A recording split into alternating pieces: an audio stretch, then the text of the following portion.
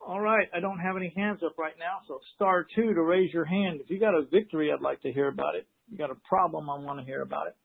So, got someone, last 4 digits of the phone number, 2572, Irvine, California. Who am I talking to? Hey, Mitch, it's Sean O'Connor. Sean, how you doing? I'm good. I'm great. I'm out here in God's country. I'm in Kansas right now, Lawrence, trying to buy up everything I can find, which brings me to my question. I've got a property. I've got a contract out. I'm supposed to meet the guy while I'm here to get it signed. He told me last night on the phone, I'm going to buy it subject to it, really just for the short term while I'm doing whatever renovation I need to do. Figured I'd just use the bank's money instead of using all my money to close. And then probably would pay it all off and take the existing lender out. I don't think I would sell it on a wrap or anything. But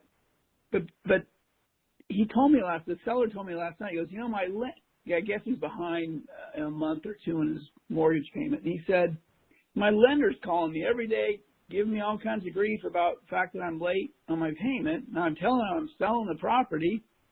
And he said, I told him you were going to take over the mortgage. And, oh, shit. So I don't know.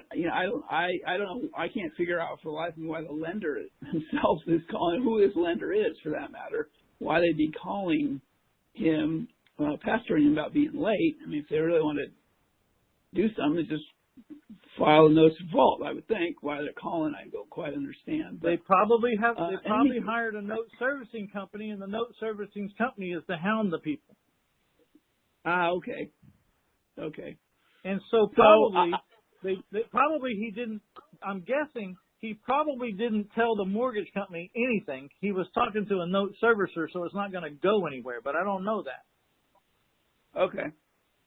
Well, that's what I guess my point. Should I even be, now that the cat's out of the bag, that I'm going to buy it subject to, should I just not go that route and just pay him off through escrow completely? Well, what is the interest rate of his note? Oh, gosh. Off the top of my head, I don't remember. It's okay, relatively No, I'm saying, what is the interest rate? Is it a 3% interest rate? No, I mean, the interest rate really. He put the loan on the property. Let's say it was 2014, 2015.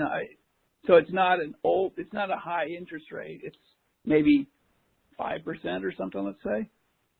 Look, you're a man of a certain amount of means, right? So you go ahead and take it subject to, and if the bank calls it, you got the money. But if they don't call it, leave it be. Most banks don't want to go kick a sleeping dog. If the payments are getting made, they're happy. They don't care. You just got to know that they could. Right. And if they do, what's plan B? And you need to have a plan B, or you could be screwed. Yeah. Okay. Yeah, so just pay them off. Or you start from day one looking for a private lender to take out that note. Right. From day one, even though you're not under any pressure, use that note as a prime real life example of how a private investor can work with you, a private lender can work with you. And while you're waiting for the bank to call you, which they may never call you, you're using that property. And if you find someone, there's your property you can move them into and start a relationship. Okay. Great idea. All right. That's exactly what I was hoping to hear. Just stay the course. Well, just have remember, a plan A and a plan B.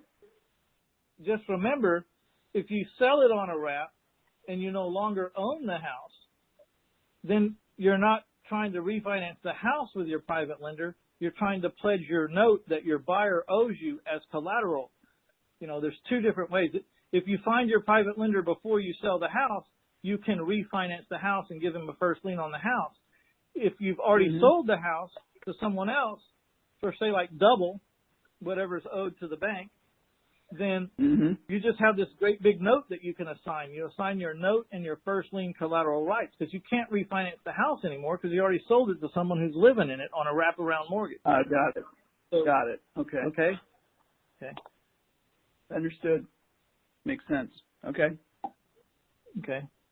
Very good. Well, that's All all right. I really have. That was my question. Thank you, Mitch. No, good deal, man. Thank you.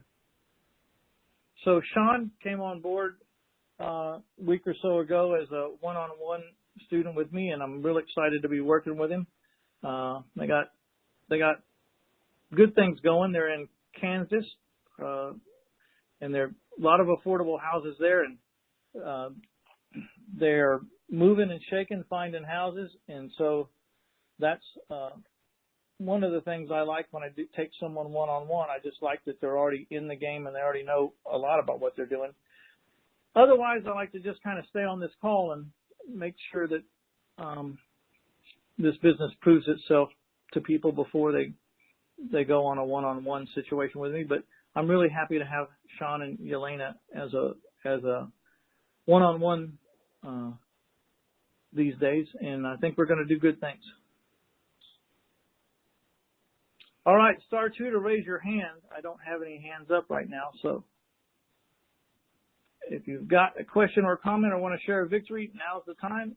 If we've run our course on this call, then we'll call it a night, and we will be with you next Tuesday. Mike Powell will be on the call next Tuesday, and we'll proceed on.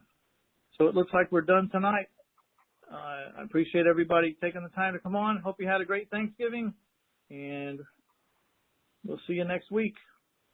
This is Mitch, and we're out.